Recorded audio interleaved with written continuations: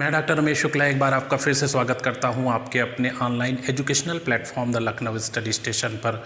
और ये संख्या पद्धति के क्लास चल रहे थे आपकी संख्यात्मक योग्यता के अंतर्गत। अभी तक संख्या पद्धति के 8 वीडियो अपलोड हो चुके हैं, ये 9वां है। और इस वीडियो लेक्चर में मैं कुछ विशिष्ट क्वेश्चनों की बात करूँगा जो बहुत ज़्यादा कॉमनली हर एग्ज़ाम में पूछे जा रहे हैं। आपने ये क्वेश्चन देखे होंगे और एक इनके लिए हम फॉर्मेट बताते हैं जिनमें इनसे रिलेटेड लगभग सारे क्वेश्चन आप क्लियर कर सकते हैं। आप क्वेश्चन देखिए क्या सामने लिखा हुआ है। एक किसान के पास कुछ गाय एवं कुछ मुर्गियां हैं। इनके सिरों की संख्या 48 है तथा पैरों की संख्या 140 है। किसान के पास कितनी मुर्गियां हैं? और ये भी पूछ सकते थे कि किसान के पास गाय कितनी है। ऑप्शन दिए हैं। अब जरा इस क्वेश्चन पे देखिएगा, क्या दोनों क्वेश्चन सेम हैं? एक पार्किंग में कुछ कारें और कुछ बाइक हैं। यदि कुल वाहनों की संख्या 58 है तथा कुल व्हील्स यानी उनके पहिए 182 हैं तो पार्किंग में कारें कितनी है? एकदम क्लियर हो गया होगा कि दोनों क्वेश्चन एक हैं। अब आपको ये बता दें कि 8 से 10 टाइप के क्वेश्चन हैं जो लगभग इसी नियम पे लग जाते हैं।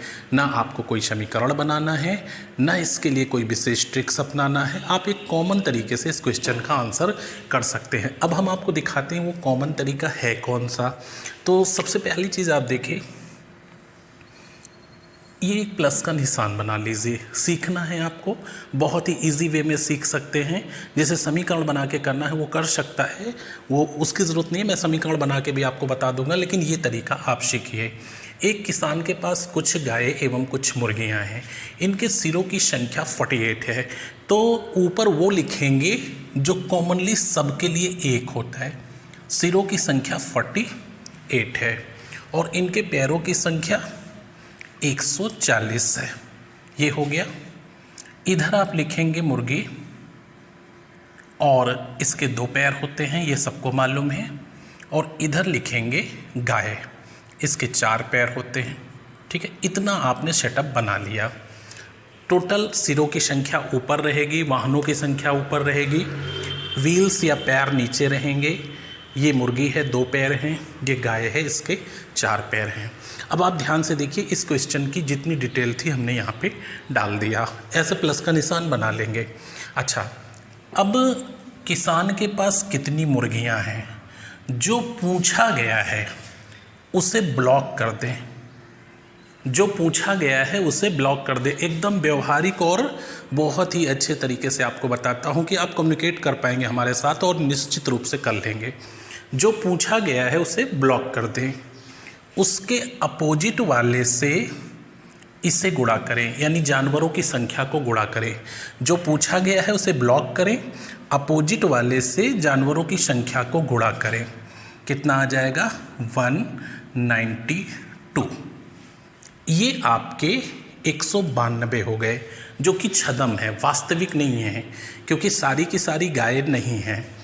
अच्छा, इसे वास्तविक से घटा लें, अंतर ले लें दोनों का, तो ये कितना हो जाएगा? 52।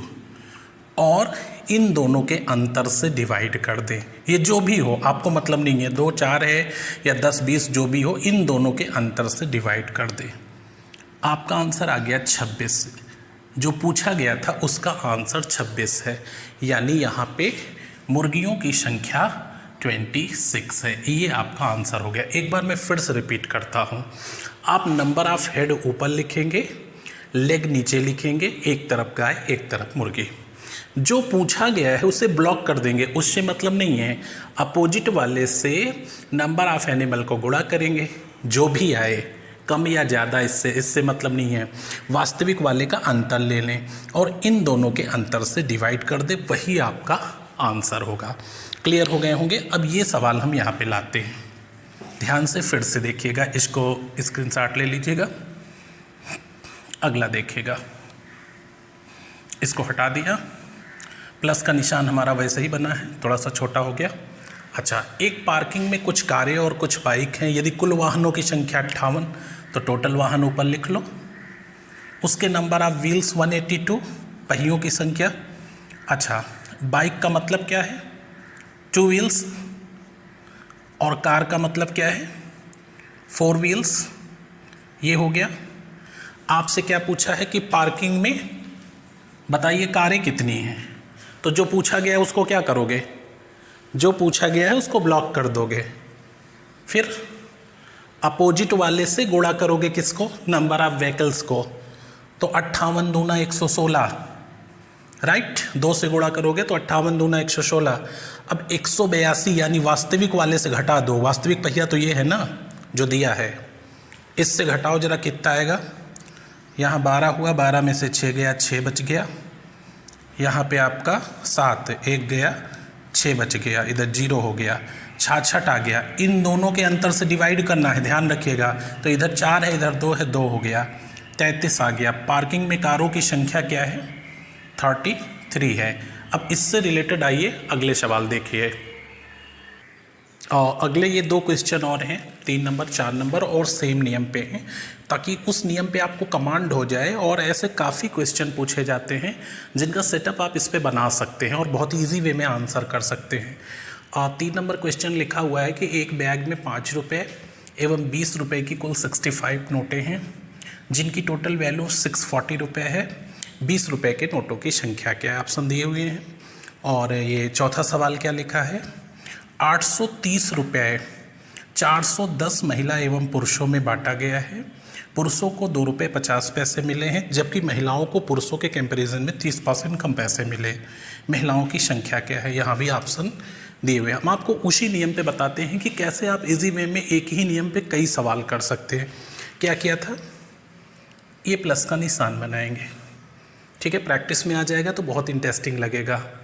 एक बैग में टोटल कितनी नोटें हैं, 65। तो नोट चाहे वो 2000 की हो, 1000 की हो, 500 की हो, कुछ भी हो, वो होगी तो एक ही ना, वैल्यू अलग अलग होगी, लेकिन जो करेंसी नोट होगी वो एक ही होगी। जैसे व्हील्स आपके तो कुछ भी हो सकते हैं, किसी भी व्हीकल्स में बहुत सारे व्हील्स हो सकते हैं, बट व्हीकल्स तो एक ही होगा ना, जानवर एक ही होगा, पैर चाहे 4 हों, चाहे 6 हों या 2 हों। तो जो एक है उसको ऊपर लिखेंगे ना, आदत में आ जाएगा। 65 नोटें हैं, वैल्यू 640 है। अब एक आप कह रहे हो कि 5 रुपये वाली है, तो चलो इधर लिख लेते हैं, और एक 20 रुपये वाली है। बढ़िया बन गया सेटअप, पहले जैसा बिल्कुल। क्या पूछा गया है, 20 रुपये के नोटों की संख्या क्या है, राइट। तो जो पूछा गया है उसको क्या करोगे, ब्लॉक करोगे, मतलब नहीं है इसलिए ऐसे बोलते हैं ब्लॉक कर दिया। जो पूछा गया उसे ब्लॉक किया। अपोजिट वाले से नंबर ऑफ नोट को गुणा करोगे, करते हैं। 5 × 5 = 25 के 5, 5 × 6 = 30, तो 22, 30, 32, 325 आ गया। वास्तविक वाले से घटाएंगे क्योंकि वास्तविक पैसा तो ये है, इससे घटा देते हैं। 315 है ना, 40 में से 25 गया 15, 6 में से 3 गया 1, हाँ 3, वास्तविक से घटा दिया 315। इन दोनों के अंतर से डिवाइड करेंगे हमेशा, पीछे भी बताया था और अभी भी बता रहा हूँ कि इन दोनों के अंतर से डिवाइड। तो इन दोनों का अंतर क्या है, 15,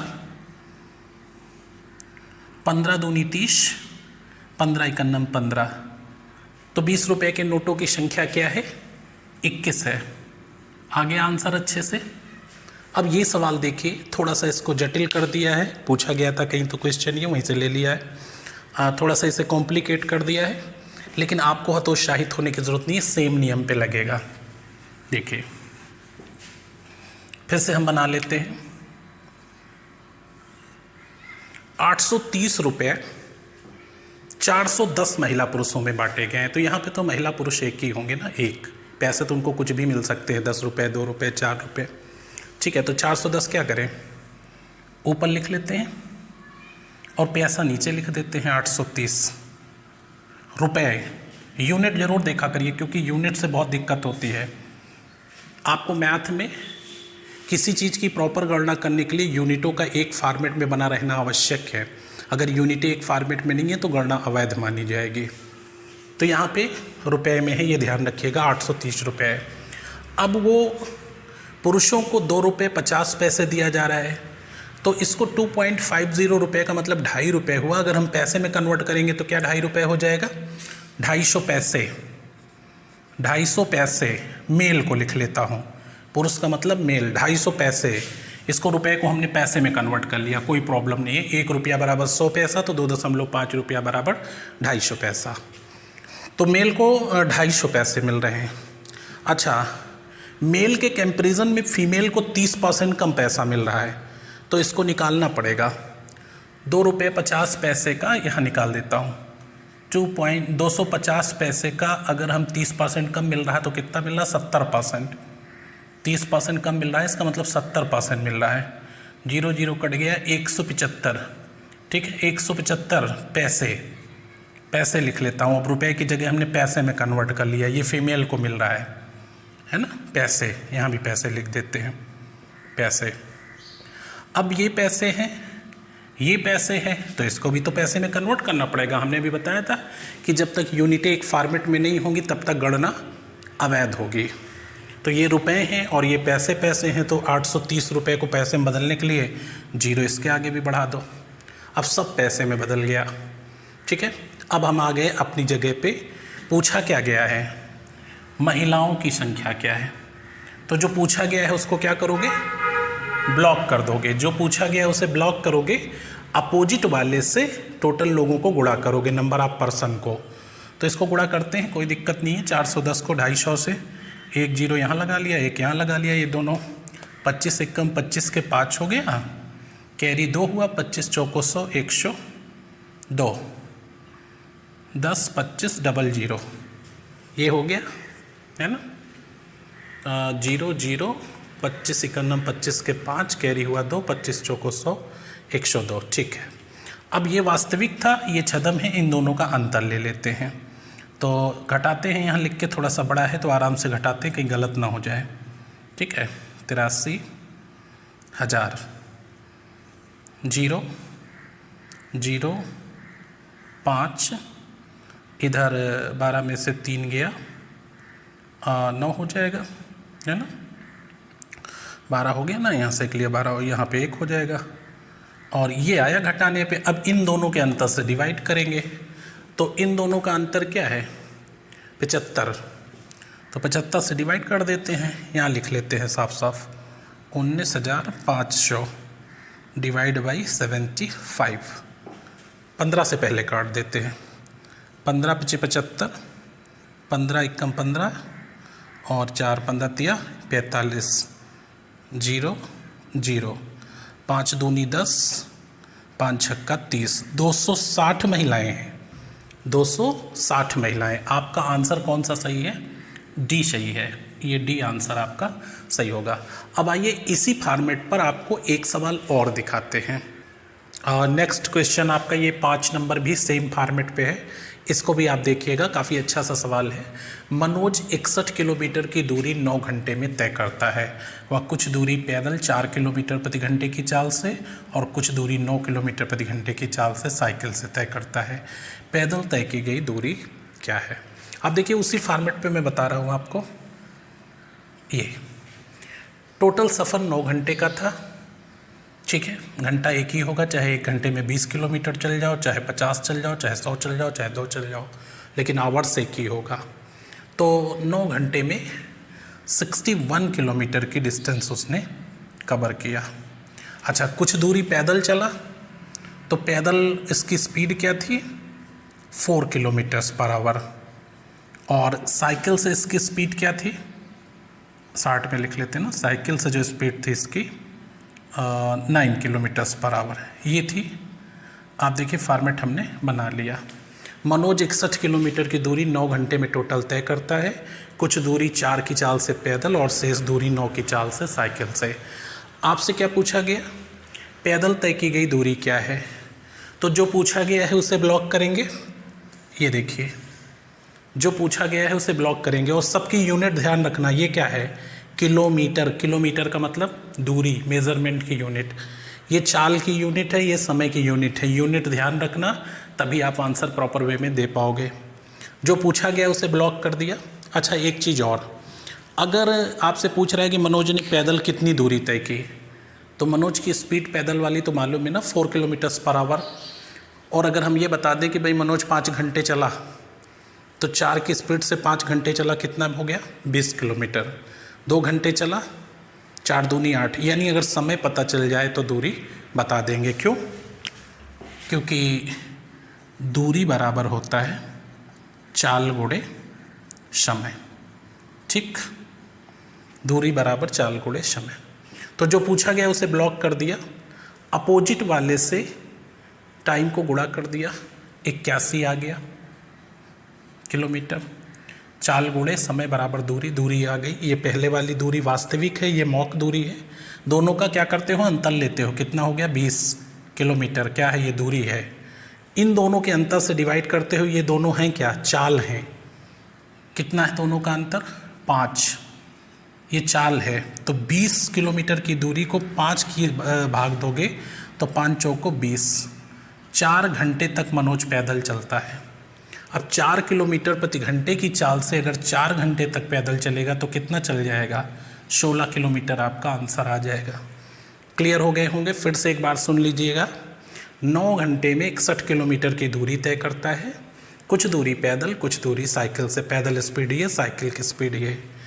जो पूछा गया हमने कहा उसे ब्लॉक कर दो। पैदल चली गई दूरी क्या है, तो पैदल 4 की चाल से चल रहा है, इसे ब्लॉक किया। अपोजिट वाले से आप टाइम को गुणा करेंगे, 81 आ गया किलोमीटर। वास्तविक वाले से अंतर ले लेंगे, 20 दूरी, ये दूरी है, ये दूरी है, तो ये दूरी हो गई। ये चाल है, ये चाल है, इनके अंतर से डिवाइड करेंगे तो दूरी बटे चाल, देखिए distance upon speed equal to time, तो 4 आवर्स आ गया। अब 4 घंटे तक 4 की चाल से चलेगा तो कितना चल जाएगा, 16 किलोमीटर।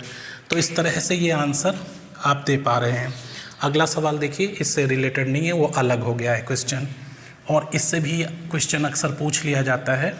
आपको इसके हम 2 टाइप बताएंगे, एक ये लिखा है, एक और अभी आगे बताते हैं, ठीक है। ये सवाल कई बार आए।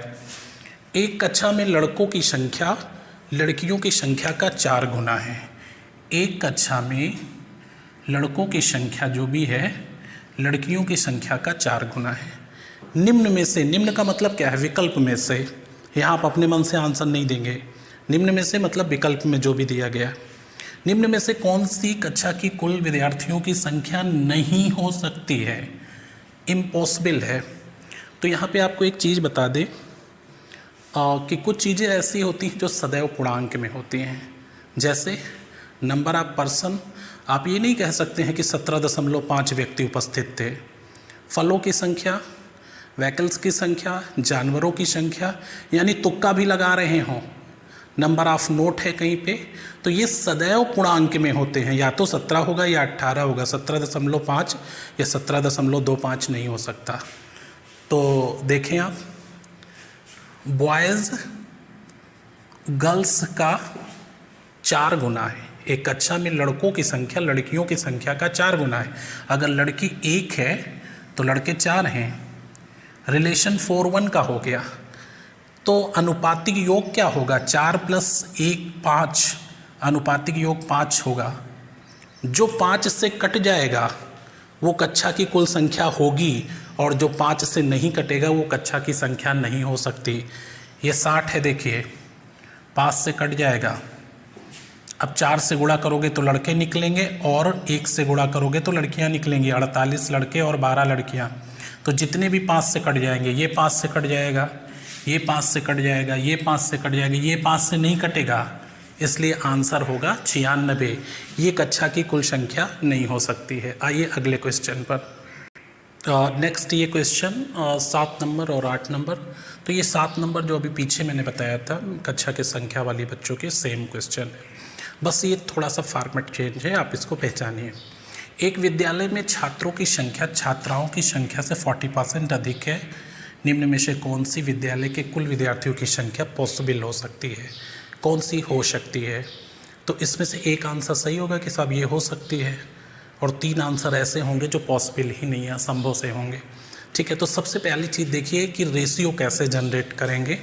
कुछ बच्चों को रेशियो जनरेट करने में दिक्कत होती है।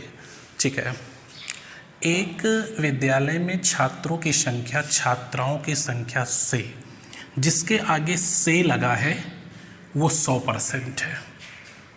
यहाँ पे छात्राएं 100% है। इनकी जो तुलना है छात्रों की वो छात्राओं से की गई है। तो जिसके आगे से लगा है वो 100, या तो इससे कोई चीज़ कम होगी या ज़्यादा होगी, यदि कम है तो 100 माइनस और ज़्यादा है तो 100 प्लस। छात्रों की संख्या ज़्यादा है छात्राओं से तो 140%। काट दीजिए जिससे कट जाए। 20 का टेबल याद होगा आपको। 20 सत्ते 140, 20 पंचे 100, 7:5 का रेशियो हो गया। अब जो अनुपातिक योग से कट जाए वही सही आंसर होगा। क्यों? क्योंकि बच्चे जो होंगे वो पूर्णांक में होंगे, दशमलव या फ्रैक्शन में लिख नहीं सकते हो, तो जो कट जाए 12 से वही सही होगा। 80 क्या 12 से कटेगा? नहीं कटेगा। 180 क्या 12 से कटेगा? कट जाएगा। देखिए 12 एकम 12, अब 12 पंचे 60 है। इसमें हमने 2 ऑप्शन एक जैसे लिख दिए, इसको 100 लिख लो तो ये आंसर फिर सही हो जाएगा, है ना। 80 कटेगा नहीं तो ये पॉसिबल नहीं है। 200 वो भी नहीं कटेगा, 100 वो भी नहीं कटेगा। 180 चेक करिए, ये 12 से कट जाएगा, 12 एकम 12 और यहाँ 6 बच जाएगा, 12 पंचे 60, ये आ गया 15। अब ये 15 बार कट गया तो 15 सत्ते 105 लड़के हो गए और 15 बचे 75, 75 गर्ल्स हो गई और 105 बॉयज हो गए। ये बट गया देखिए। तो कौन सी संख्या पॉसिबल है? 180। यानी रेशियो जनरेट करना बहुत ज़रूरी है। छात्रों की जो भी संख्या है छात्राओं से 40% ज़्यादा है। मान लीजिए ये कहता कि 40% कम है तो क्या लिखते? इससे 40 घटा के 60 लिख लेते, और जो भी रेशियो आता उस रेशियो से डिस्ट्रीब्यूट कर दीजिए। ये कट रहा है तो सही है, नहीं कट रहा है तो नहीं सही है। क्यों? क्योंकि पूर्णांक में होना चाहिए। कुछ चीज़ें होती हैं जो पूर्णांक में ही होती हैं। अच्छा, एक सवाल और आगे लिखा हुआ है, बड़ा इंटरेस्टिंग सा है, देखिए इसको। अच्छा, अगर आप क्वेश्चन सही तरीके से पढ़ते हैं तो आपको आंसर देने में दिक्कत नहीं होगी। क्वेश्चन पढ़ना एक बहुत बड़ी कला होती है। क्वेश्चन हम जब भी पढ़ें तो बहुत ही सीरियस होकर और स्टेप टू स्टेप पढ़ें। एक पिकनिक पार्टी के प्रत्येक सदस्य ने उतने रुपए दिए, एक पिकनिक पार्टी के प्रत्येक सदस्य ने उतने रुपयों के दुगने रुपए दिए जितनी की कुल सदस्य थे। ये लाइन इम्पॉर्टेंट है, इसी से सवाल क्लियर हो जाएगा। एक पिकनिक पार्टी के प्रत्येक सदस्य ने उतने रुपयों के दुगने रुपए दिए जितने की कुल सदस्य थे। कहाँ कुल सदस्य थे? पार्टी में। तो अगर पार्टी में कुल सदस्यों की संख्या x थी मान लो, क्योंकि हमें नहीं मालूम कि पार्टी में कितने लोग थे, पार्टी में मान लो x लोग थे, तो प्रत्येक ने उतने रुपयों के दुगने रुपए दिए जितने लोग थे। तो अगर x लोग थे तो कितने कितने पैसे दिए? दुगने, यानी 2x पैसे दिए। x लोगों ने 2x पैसे दिए और इन दोनों का गुणनफल ही तो टोटल पैसा होगा, 3042 रुपये। x लोगों ने 2x रुपये दिए। प्रत्येक सदस्य ने उतने रुपयों के दुगने रुपए दिए जितने की लोग थे। हमें नहीं मालूम कितने लोग थे, माना x लोग थे तो कितना पैसा दिया? 2x। x लोगों ने 2x पैसा दिया तो 3042 रुपये हो गए। इसको गुणा करिए। 2x स्क्वायर की वैल्यू क्या है? 3042। तो फिर x स्क्वायर की वैल्यू क्या हो जाएगी? 2 नीचे आ जाएगा, 2 से काट दो इसको, 1521। अब x स्क्वायर 1521 है तो x का मतलब √1521, वर्गमूल लेना है ना, तो वर्गमूल तो इसका मालूम होगा, x बराबर 39 लोग पार्टी में थे। इस तरह से इजी वे में आंसर दे सकते हैं। इंपॉर्टेंट है आप पढ़ते कितना सीरियस हो करके हैं। आइए नेक्स्ट क्वेश्चन पर। और नेक्स्ट ये 3 क्वेश्चन और आपके सामने लिखे हुए हैं, 9 नंबर, 10 नंबर और 11 नंबर। इसमें 9 नंबर क्वेश्चन लिखा हुआ है 2 की पावर 50, है ना, ये देखिए 2 की पावर 50, 3 की पावर 40, 4 की पावर 30 और 5 की पावर 20। पूछा जा रहा है कि इसमें सबसे बड़ी संख्या कौन सी है। फिर ऑप्शन में वही दिए हुए हैं, जो सबसे बड़ी है वो टिक करना होगा। क्या अंदाज़ा लगा सकते हैं कि सबसे बड़ी संख्या कौन सी है? कैसे करेंगे, क्या बताएंगे सबसे बड़ी संख्या कौन सी है? 2 पे पावर 50 चढ़ाएंगे, क्या आएगा? 3 की पावर 40। तो अब देखिए इसका आंसर हमें देना कैसे होता है। आपने ये पढ़ा होगा कि x की पावर a की पावर b, तो ये बराबर क्या होता है x की पावर ab, ये हो गया है ना, x की पावर a और b x की पावर ab। ठीक है, ये आपने फार्मूला घातांक में पढ़ा होगा, करड़ी में घातांक में। ठीक है, अब आप देखिए 2 की पावर 50, 3 की पावर 40, 4 की पावर 30 और 5 की पावर 20, इन सब पावरों में क्या कॉमन हो सकता है? कोई ऐसी चीज़ है जो कॉमन है? आप देखिए मैं लिख रहा हूँ 2 की पावर 5 की पावर 10। ठीक है, 2 की पावर 5 की पावर 10, तो ये क्या हो जाएगा 10 पचे 50 हो जाएगा। और उसके बाद 3 की पावर 4 और इसकी पावर भी 10 हो गई, 40 हो गया ना, वहाँ देखिए। फिर 4 की पावर 3 और ये कितना हो गया, फिर 10 हो गया। और 5 की पावर 2 और फिर उधर कितना हो गया, 10 हो गया। ठीक है, सब में 10 हमने कॉमन ले लिया पावर में, बाकी जो बचा वो छोड़ दिया। अब आप देखिए 2 की पावर 5 होता क्या है, 2 5 टाइम मल्टीप्लाई, तो 2 को 5 टाइम मल्टीप्लाई करिए लिख के, 2 दूना 4, 4 दूना 8, दूना 16, दूनी 32, यानी 2 की पावर 5 का मतलब 32, तो 32 की पावर हो गया 10। 3 की पावर 4, तो 3 त्रिक का 9, त्रिक 27, चौको 81, तो ये 81 की पावर 10। 4 की पावर 3, 4 चौक 16, चौको 64, 64 की पावर 10। और 5 की पावर 2 का मतलब 25 की पावर 10। ये परिणाम आया। ये 32 की पावर 10 है, 81 की पावर 10 है, 64 की पावर 10 है, 25 की पावर 10 है।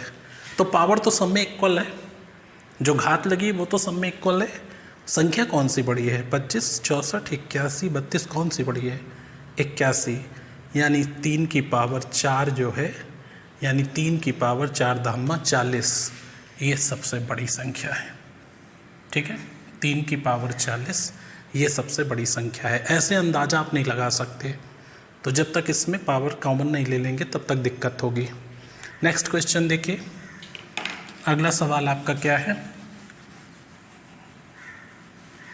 अगला क्वेश्चन लिखा हुआ है कि किसी संख्या के तिहाई भाग यानी 1/3, किसी संख्या के तिहाई भाग जो भी है का 5वां भाग जो भी है का 2/5 भाग की वैल्यू 40 है, तो उस संख्या का 60% जो हमें मालूम नहीं है, उस संख्या का 60% निम्न में से किसका वर्ग है। तो पहले तो ये पता होना चाहिए कि संख्या कौन सी है, फिर ये पता होना चाहिए संख्या का 60% क्या है। तो हम बताएंगे ना, जब संख्या पता होगी, संख्या का 60% पता होगा, तो हम बताएंगे कि किसका वर्ग है वो संख्या। संख्या का 60% किसका वर्ग है, हमें संख्या का वर्ग किसका वर्ग है ये नहीं बताना, संख्या का 60% निम्न में से किसका वर्ग है, तो संख्या का 60% पता करना है। इसके लिए संख्या मालूम होनी चाहिए। अब आप देखिए, एक बिल्कुल इजी वे में आपको बताता हूँ कि जो भी संख्या है उसका 1/3, ठीक है, का 1/5 का 2/5 किसके बराबर है, 40 के बराबर है। यदि आपको संख्या चाहिए तो कुछ नहीं करना है, इसको उठा करके पलट दीजिए, 3/1, 5/1 और 5/2, बस आपको संख्या मिल जाएगी। आप देखिए संख्या क्या आएगी, कैलकुलेट करिए, ये 2 से काट देता हूँ, 20 हो गया, 5×5 = 25 दिया, 75 दूना 150, 0 लग गया, वो संख्या 1500 है। अब संख्या का 60%, तो 1500 का 60% क्या होगा, गुणे 60/100, ये 900 आ जाएगा। अब 900 निम्न में से किसका वर्ग है, 900 निम्न में से किसका वर्ग है, तो आपका आंसर हो जाएगा 30। ठीक है, थोड़ा सा साउंड हो गया था गाड़ी का, अब आप फिर से सुन लीजिए। संख्या 1500 आ गई थी, ठीक है, 1500 संख्या आ गई थी। अब 1500 का 60% निकाल लो तो 900 हो जाएगा, और 900 निम्न में से किसका वर्ग है, तो 30 का वर्ग 900 होता है। आपका आंसर ये हो गया, ठीक है, 30 का वर्ग। तो इस तरह से आप इजी वे में आंसर दे सकते हैं। देखिए, अगर कुछ लोगों को कन्फ्यूज़न होता है कि कैसे निकालते हैं, मान लीजिए आपसे कहा गया कि 2/5 भाग, ऐसे बोला गया कि 2/5 भाग 40 है, तो पूरा क्या होगा, तो पलट दो, 5/2 कर दो, ये 20 पंचे 100, इस तरह से। तो आपने कुछ नहीं किया है, इसको केवल पलट दिया है, संख्या निकल आई है, ठीक है। एक सवाल और बच रहा है, ये लास्ट वाला और देख लीजिए। ये आपका एक लास्ट क्वेश्चन और है आज के पेपर में। ये आज का ये क्लास जो आपका 9वां था, इसमें टोटल 11 क्वेश्चन बताए हैं। इसके अगले वाले में कुछ और इम्पोर्टेंट क्वेश्चन पे चर्चा करेंगे। ये लास्ट 11 नंबर देखिए, दो संख्याओं का योग 22 है, दो कोई संख्याएं हैं जिनका योग 22 है, और इनके वर्गों का योग 404 है। इन संख्याओं का गुणनफल क्या है। तो जब संख्याएं पता होंगी तो गुणनफल मालूम हो जाएगा, या इसे बीजगणितीय समीकरण से भी कर सकते हैं, ठीक है। आप देखिए, एक संख्या x है, दूसरी y है, तो इनका योग क्या है, 22 है, और इनके वर्गों का योग क्या है, x² + y², 404 दिया हुआ है। अब अगर देखिए, बात अगर अंदाज़ा लगाने की हो तो थोड़ा सा अंदाज़ा भी लगा सकते हैं, लेकिन कभी कभी क्या होता है, बड़ी कन्फ्यूज़न की स्थिति बन जाती है, छोटी सी बात भी दिमाग में नहीं आती है। तो नियम हमें सब मालूम होने चाहिए, जैसी सिचुएशन हो उसके हिसाब से वहाँ पे हैंडल कर लेते हैं। ऑप्शन से भी सहारा ले लेते हैं भाई, जैसे 20 दूना 40 बोले, यही आंसर इसका सही है। तो 20 का स्क्वायर 400, 2 का हो गया 4, 404 हो गया, 20 और 2 22 होता है। अंदाज़ा लगा लेंगे, ऐसा कुछ नहीं है, लेकिन नियम सब मालूम होने चाहिए। तो देखिए, एक बीजगणितीय समीकरण आपको बताते हैं। x + y का होल स्क्वायर सबने पढ़ा होगा, क्या होता है, x² + y² + 2xy। तो यहाँ पे हम 22 रख देते हैं, राइट। 22 का स्क्वायर हो गया x + y का स्क्वायर, और x² + y² 404 दिया हुआ है, प्लस 2xy। अब 22 का स्क्वायर होता है 484, और ये हो गया 404 और प्लस 2xy। तो 2xy की जो वैल्यू होगी वो 484 से ये घट जाएगा, 80 आ गया, तो xy क्या होगा, 40 हो जाएगा, यानी दोनों का गुणनफल क्या होगा, 40 होगा। ऐसे भी कर सकते हैं और अंदाज़ा भी लगा सकते हैं, कोई बड़ा मैटर नहीं है। संख्या पद्धति के काफ़ी सवाल ऑप्शन देख करके आ जाते हैं। तो ये आज का जो क्लास था 9 नंबर, ये तो इसमें संख्या पद्धति में मैंने आपको टोटल 11 क्वेश्चन बताए हैं। इन पे एक एक करके विचार करिएगा। अभी 2 से 3 या 4 और हो सकते हैं जिनमें इंपॉर्टेंट क्वेश्चन पे चर्चा करेंगे। तो मिलते हैं इसके 10वें क्लास पे, तब तक के लिए शुभकामनाएं, धन्यवाद।